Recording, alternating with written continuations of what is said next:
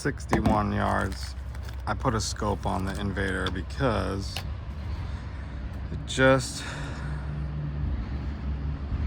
the red dot sucked, I guess. Don't buy a really cheap red dot. It was good when it was working, but then it kept losing its, the red dot kept losing its zero, making this wildly inaccurate.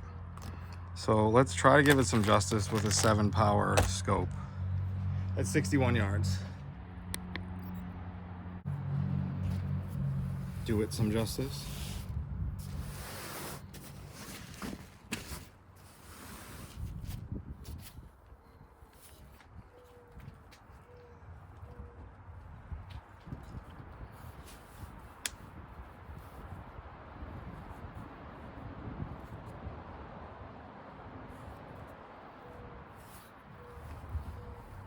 Also on this one, normally you should have your thumb on the other side to pull the trigger, but this trigger is probably like 8, 9, 10 pounds.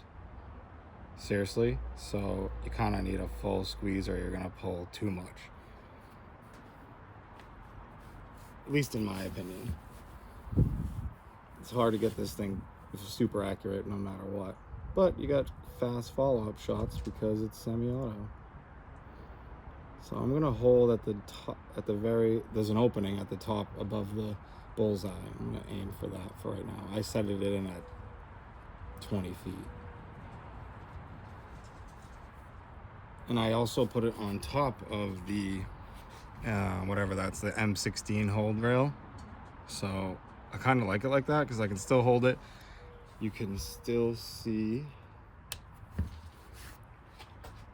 you can still actually see through here and use that tiny little, I don't know if you're gonna be able to get a picture on it, but you can still use this little flip up sight that comes with the Invader.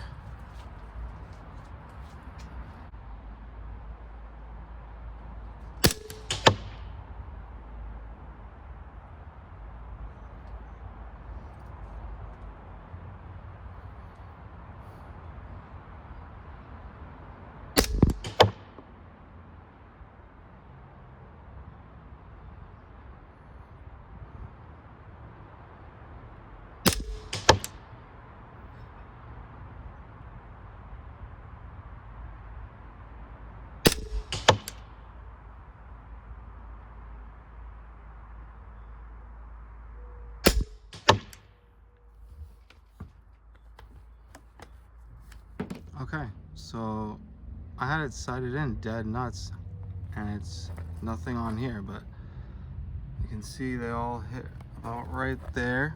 I am pretty low on air as well, and they did not make it through this. I wonder if it was on full, if it would. That's interesting. Okay, so if I was aiming here and I'm hitting way up here at this distance. Okay, so I'm gonna aim way down there. Okay. Next 10 loaded.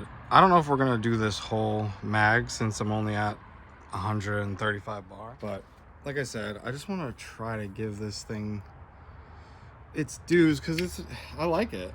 It's one of my favorite PCPs. And I really like this setup like that. I think I've done it before, but I did only a 4 power up top. This is real fun with, something that has a little bit of range, and you still can look through here if you need to for some quick aiming. All right. Well, I was gonna fill it, but I kind of want to see how it performs right at, 135. Let's check that out. Okay, so I'm gonna aim at the bottom of the tape.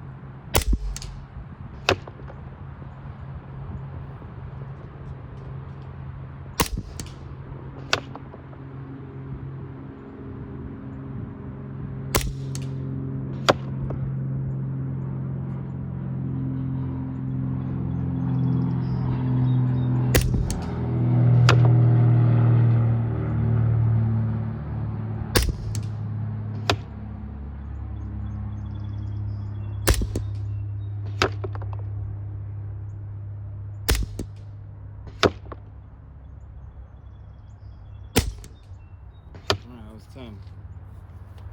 Better, not amazing, but much better.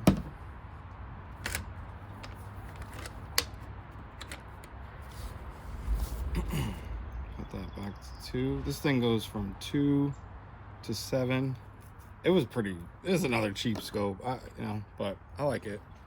All right, let's hope at least that showed that this thing can perform. Okay, I don't hate that. That's 10 shots with starting at about 130 bar.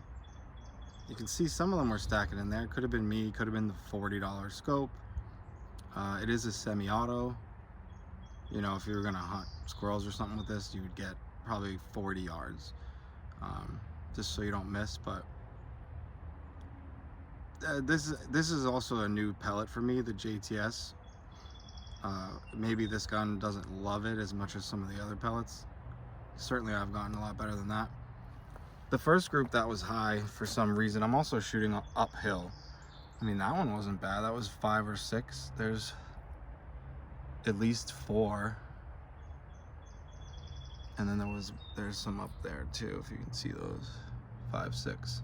Yeah. So that's 4.